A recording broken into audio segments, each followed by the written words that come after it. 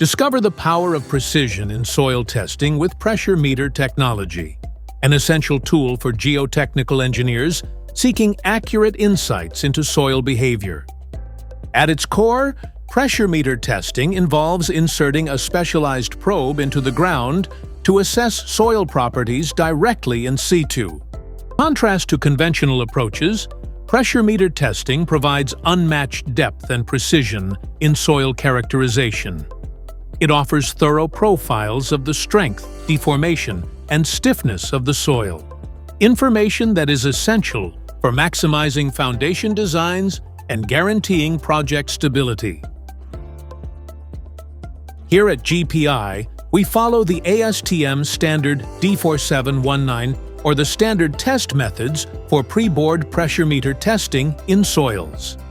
This test method covers pressure meter testing of soils in which an in situ stress strain test is performed on the wall of a borehole using a cylindrical probe that is expanded radially. There are two main components of the pressure meter: the probe and the control unit. The control unit is composed of a water manometer, pressure gauges, and a pressure controller. The control unit is responsible for reading the volume loss and controlling the increments of pressure. The probe consisted of a guard cell, a central cell, a campling nut, and O-rings. The probe is responsible for applying pressure using its flexible membrane, which expands during testing.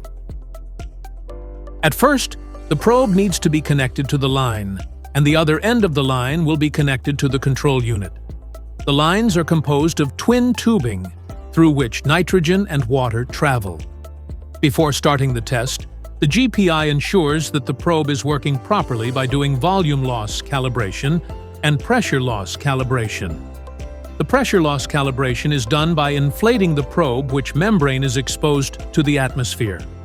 The volume is recorded in every 10 kPa increment of the pressure gauge, holding each increment for 60 seconds. On the other hand, volume loss calibration is done by inflating the probe inside heavy-duty steel, which is bigger than the probe by around 6 mm.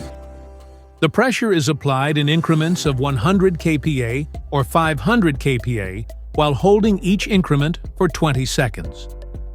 Once the probe is in contact with the steel, the pressure will be held for 60 seconds in each increment. Once the calibrations are completed, the probe will be attached to the drilling rod and lowered into the borehole until it reaches the desired depth of testing. The borehole's diameter should be between 1.03 and 1.20 times the diameter of the cylindrical probe.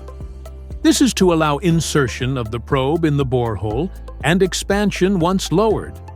Using the control unit, the probe is filled with fluid to inflate it. Then, the volume loss of water on the control unit's manometer device will be recorded in each increment until the recorded loss is consistent at specific pressures. Once the data gathering is done, the probe will be deflated and pulled out on the borehole. The volume of water used for each increment of the probe volume and the pressure value obtained for each increment are taken on the X and Y axes, respectively.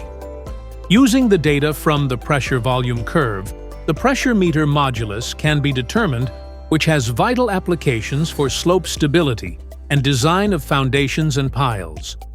With these values, one can derive the bearing capacity of soil and its expected settlement from the designs.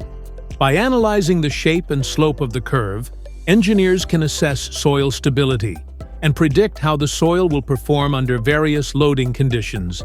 For more details about the scope of the test, feel free to reach out to GPI by visiting geophil.com/contact us or scanning the QR code provided. Choose precision. Choose pressure meter testing. Don't let the surface appearance of the Earth mislead you. Let GPI unearth the facts.